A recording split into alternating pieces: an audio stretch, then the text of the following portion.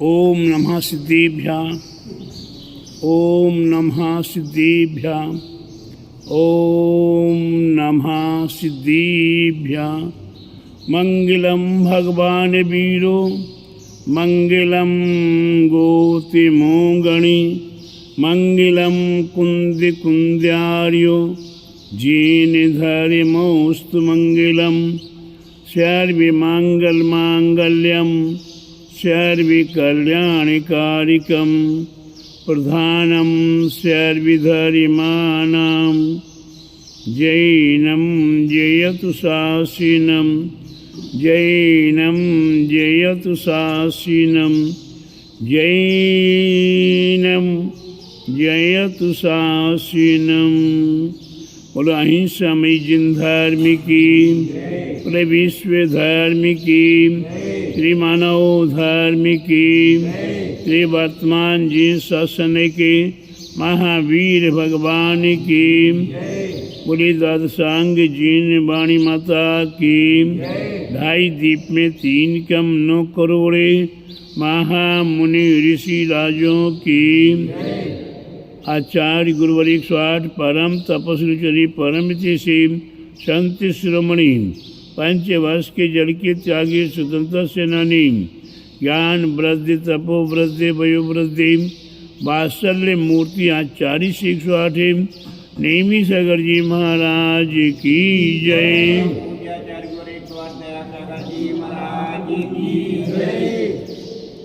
भव्य आत्माओं, यहाँ प्रसंग चल रहा है कि हम तीर्थंकर कैसे बने। हमारे आपके लिए तीर्थंकर बनना है तो हमारे लिए क्या क्या करना पड़ेगा। वह 16 कारण भावनाएं, उन 16 कारण भावनाओं में हम क्रम से एक एक भावनाओं के संबंध में जानने का प्रयास कर रहे हैं। आचार्य भक्ति भावना, कौन सी भक्ति भावना? आचार्य भक्ति भावना हमारे पास अनादिकाल से पंच नमस्कार महामंत्र हमें प्राप्त है। उस पंच नमस्कार महामंत्र में अरहंतों को नमस्कार हो, सिद्धों को नमस्कार हो, आचार्यों को नमस्कार हो, उपाध्यायों को नमस्कार हो और सर्व साधुओं को नमस्कार हो। इस प्रकार से पंच नमस्कार महामंत्र में हमारे पंच परमेष्ठी थे, हैं और होंगे। ऐसे हमारे पंच परमेष्ठियों को नमस्कार किया गया है, नमोस्तु किया गया है। तो प्यारे बंधु, हमारे आचार्य परमेष्ठी भक्ति भावना, आचार्य परमेष्ठी हमारे 28 मूल गुणों का तो पालन करते ही करते हैं, प्लस 36 मूल गुणों का और विशेष रूप से पालन किया करते हैं। ऐसे हमारे आचार्य परमेष्ठी स्वयं आचरण करते हैं और भव्य आत्माओं को आचरण कराते हैं। इस प्रकार से हमारे आचार्य परमेष्ठी की हमें भक्ति करनी चाहिए, हमें पूजा करनी चाहिए, उन्हीं के गुणों का गुणानुवाद करना चाहिए, उन्हीं को हमें बहुमान देना चाहिए। इस प्रकार से हमारे लिए गुरु आचार्य भक्ति भावना हमारे लिए हमारे आचार्यों ने महत्वपूर्ण बताई हुई है। हमारे आचार्यों ने एक बहुत राज की बात बताई हुई है जो आपके जीवन में आपको मालूम है कि नहीं, कि हमारे जीवन में हमें कहाँ कहाँ कैसे कैसे पुण्य प्राप्त हुआ करता है। तो हमारे आचार्यों ने कहा है कि आप आहार दान दिया करते हैं। क्या दिया करते हैं?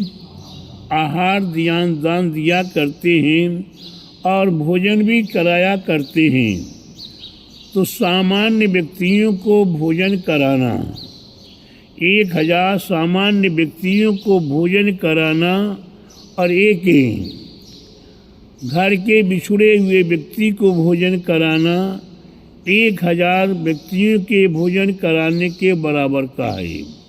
घर का बिछड़ा हुआ व्यक्ति माने लड़ाई हो गई, झगड़ा हो गया, अलग अलग दूर चला गया, कारणवश वह व्यक्ति भूखों मर रहा है, भूख से त्रस्त हो रहा है, और हमने ऐसे अपने परिजन को भोजन करा दिया तो 1000 व्यक्तियों को भोजन कराने के बराबर का पुण्य है। ऐसे अपने 1000 परिजनों को भोजन कराना, और एक नगर में कोई भी आया हुआ अतिथि है उसे भोजन करा देना 1000 परिजनों के भोजन कराने के बराबर का पुण्य प्राप्त हुआ। और 1000 नगर में आए हुए अतिथियों को भोजन करा रहे हैं और एक वृत्तिजनों को भोजन करा दिया तो 1000 अतिथियों के बराबर का पुण्य प्राप्त होता है। 1000 वृत्तिजनों को भोजन करा दिया और एक प्रतिमाधारी व्यक्ति को भोजन करा दिया, एक बराबर का पुण्य प्राप्त हुआ करता है।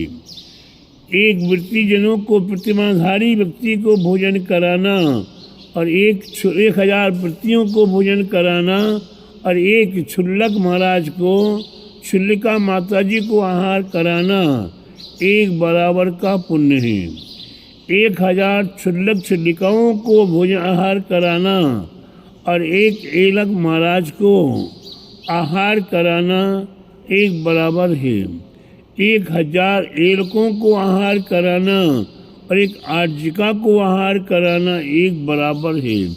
1000 आर्जिकाओं को आहार कराना और एक मुनिराज को आहार करा देना एक बराबर है। 1000 मुनिराजों को आहार कराना और एक उपाध्याय परमेष्टि को आहार कराना एक बराबर है। 1000 उपाध्याय परमेष्टियों को आहार कराना और एक आचार्य परमेष्टि को आहार कराना एक बराबर है। और 1000 आचार्यों को आहार कराना और एक तीर्थंकर प्रभु को आहार कराना एक बराबर है। ये हमारे आचार्यों ने ये हम जो भव्यात्माओं को रास्ता बताया है कि हमें तीर्थंकर कैसे बनना है, तो आज के समय में हमें अरहंत परमेष्ठी साक्षात प्राप्त नहीं हो पाते हैं। यह पंचकल्याणक प्रतिष्ठा महोत्सव हुआ करता है, तब हमें ऐसे अरहंत प्रभु को मुनि अवस्था में जब उनका दीक्षा कल्याणक हो जाता है तब कल्याणक नहीं होता, उसके पहले तब कल्याणक से पहले उनका आहार हुआ करता है। ऐसे अरहंत प्रभु को आहार कभी कभी भूले भटके अवसर पर मौका मिला करता है।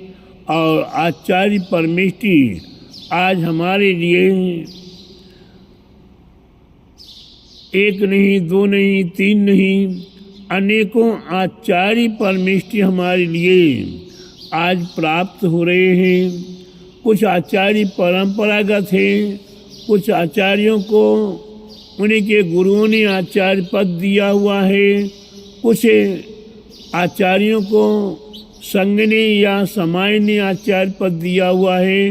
लेकिन आचार्य जिनको आचार्य पद प्राप्त हुआ, किसी भी रूप में प्राप्त हुआ हो, वह सभी आचार्य हमारे लिए पूजनीय, माननीय, सम्माननीय, आदरणीय, भक्ति के योग्य हैं। आप लोगों ने माने या ना माने, समाज माने ना माने, मेरी ओर से तो ऐसे संपूर्ण आचार्यों के प्रति हमें अपना अर्पण और समर्पण बनाए रखना चाहिए, क्योंकि हमारे लिए आचरण करके दर्शन और ज्ञान से उतनी महत्वता नहीं प्राप्त होती है, जिससे ज़्यादा भी अगर महत्वता प्राप्त होती है तो चार्त को धारण करने से। जिन्होंने उपवास करना शुरू किया है, जिन्होंने व्रत करना शुरू किया है, जिन्होंने रसों का त्याग करना शुरू किया है, अपने शरीर को जिन्होंने तपाना शुरू किया है, उन्हीं को ही हम मानते हैं कि इनने आचरण करना शुरू किया। ऐसे चरित्र को धारण करने वाले महान आचार्यों को हमें अपनी ओर से यही कहेंगे कि प्रत्येक आचार्य परमेष्टि, हमें ये नहीं देखना है कि आचार्य परमेष्टि छोटे हैं, ये आचार्य परमेष्टि बड़े हैं, ये आचार्य परमेष्टि हमें आचरण सिखा रहे कि नहीं सिखा रहे, हमारे लिए क्या कर रहे, कौन से साधु का संग बड़ा है, कौन से साधु का संग छोटा है। आज के समय में हंसी की बात नहीं है, आज जो यथार्थ हो रहा है वह मैं एक शब्द में बताए दे रहा हूँ कि आज चातुर्मास या नगर प्रवेश या जुलूस के माध्यम से माना जाता है कि कौन आचार्य बड़े हैं कौन छोटे हैं, किन आचार्य की कलश की स्थापना कितने रुपयों में हुई। अगर 1000, 2000, 5000 में हुई तो यार वो साधु बेकार है, वो आचार्य बेकार है। और जिनकी करोड़ों में हो गई वो आचार्य महान हो गई। तो रुपयों में साधु को तोला जाना या भीड़ के माध्यम से तोला जाना, वह साधु अपने आप में साधु ही अपने आप में आचार्य हैं। लेकिन हम तोलने वाले, हम समाज के व्यक्ति आचार्यों की तोल करें, आचार्यों का मोल करें, आचार्य अच्छे हैं कि बुरे हैं, इसका निर्णय कौन लिया करता है। सामान्य रूप से आप सभी ने पढ़ाई की हुई है, पहली, दूसरी, चौथी, पांचवी आदि क्लासें पढ़ी हुई हैं। विद्यार्थी अनपढ़ विद्यार्थी हुआ करता है, उसे टीचर पढ़ाया करते हैं और पढ़ाने के बाद उनकी परीक्षा हुआ करती हैं। विद्यार्थी को पेपर दिया जाता है, विद्यार्थी पेपर देता है, उसमें नंबर यथायोग्य पर्याप्त हो तो उसे उत्तीर्ण पास किया जाता है, अन्यथा वह नंबर कम होने से फेल हो जाता है। ये निर्णय कौन दिया करता है? विद्यार्थियों में विद्यार्थी के लिए दिया करते हैं कि कोई और विशिष्टता देने वाला नंबर गुरु दिया करते हैं, शिक्षक दिया करते हैं। और शिक्षक की परीक्षा करने के लिए कौन हुआ करता है? शिक्षक को संचालन करने वाला कौन हुआ करता है? विद्यार्थी हुआ करते हैं। कौन हुआ करते बताओ? विद्यार्थी हुआ करते हैं कि विद्यार्थियों के माँ बाप हुआ करते हैं कि शिक्षक को शिक्षक हुआ करते हैं कि उनके ऊपर और कोई भी हुआ करता है? उन शिक्षकों के ऊपर प्रिंसिपल हुआ करता है, उस प्रिंसिपल के ऊपर और भी बड़े बड़े हुआ करते हैं। तो प्यारे बंधु, हम विद्यार्थी बने रहें तो श्रेष्ठ है। विद्यार्थी बनने के हम पूरे विद्यार्थी तो बन नहीं पाए। हम विद्यार्थी माने हम श्रावक हैं, पूरे श्रावक तो बन नहीं पाए। क्या नहीं बन पाए? श्रावक के कितने गुण हैं अभी आप लोग यहाँ बैठे हुए हैं। इनमें से मैं आपसे पूछूं कि श्रावक के कितने गुण हैं? कोई बताएगा? बताओ।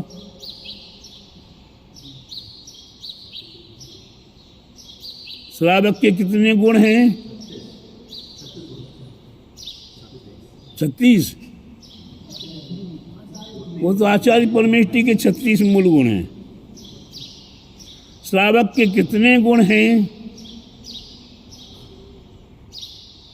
कोई बताओ। 1 गुण है, 2 हैं, 3 हैं, 5 है, 10 हैं, 15 हैं, 20 हैं, 21 हैं, 25 हैं, 50 हैं। श्रावक के गुण श्रावकों को ही नहीं मालूम है, और वो मुनियों की आचार्य परमेष्ठियों की परीक्षा लेने के लिए खड़े हो रहे, उन्हीं का निर्णय दे रहे कि ये छोटे हैं, ये बड़े हैं। प्यारे बंधुओं, हमें अपने आप पर देखना पड़ेगा, सोचना पड़ेगा, जिसे कहा जाता कि अपनी ग्रामर में तो पहले देख लो, उसके बाद में किसी दूसरे का निर्णय देना।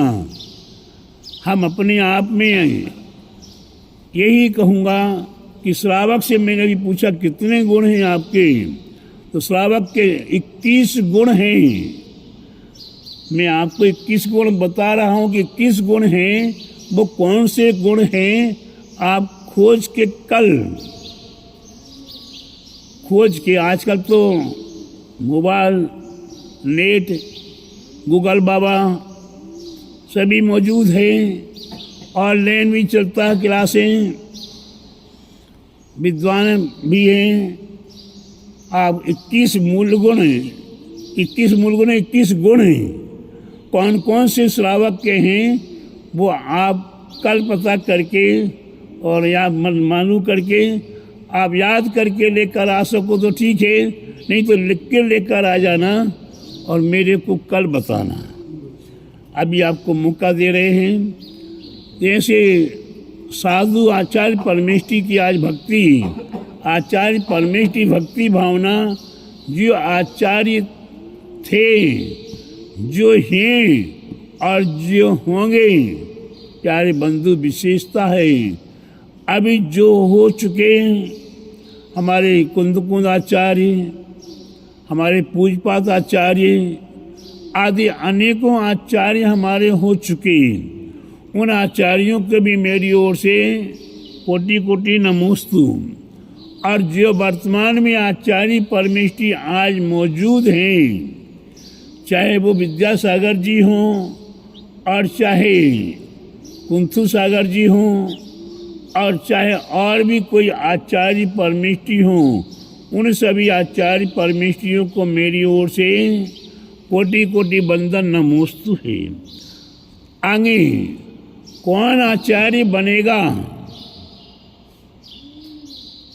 हो सकता कि आप में से कोई बैठा हुआ हो और ऐसा महान पुण्यशाली हो कि आज ही दीक्षा लें और आज ही गुरु महाराज उन्हें आचार्य पद दे दें। तो ऐसे आचार्यों को भी मेरी ओर से, होने वाले आचार्यों को भी मेरी ओर से कोटि कोटि नमोस्तु वंदनम है।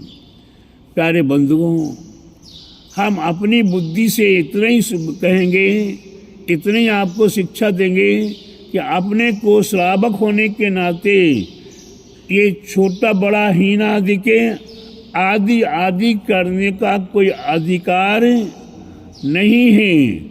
और जिनने अपने आप में अधिकार समझा, तो प्यारे बंधु वह अपने हाथों से अपने पैरों पर कुल्हाड़ी पटक रहा है। इसलिए प्यारे बंधु, कुल्हाड़ी पटकने की अपेक्षा हमें कुल्हाड़ी उठाना भी नहीं है। हमें अपने आप में जो हमें गुरु मिले, जो आचार्य परमेष्ठी मिले, हमें उनसे आचरण सीखना है और अपने आचरण को हमें अपने जीवन में उतारने का प्रयास करना है। वही हमारे जीवन का एक महान लक्ष्य है और वही लक्ष्य बना के चलना होगा। ऐसे संपूर्ण आचार्य परमेष्ठियों को मेरा कोटि कोटि नमन वंदन नमोस्तु नमोस्तु नमोस्तु। जो आज वर्तमान में यहाँ आचार्य परमेष्ठी है, उनको नमोस्तु।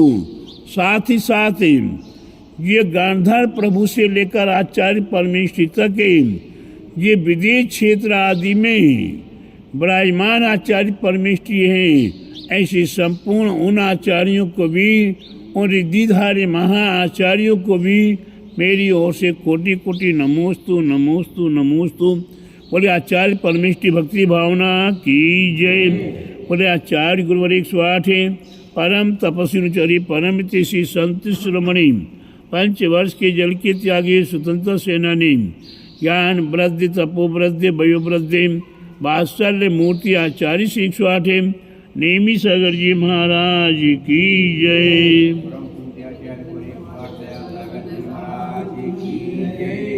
जाबाणी के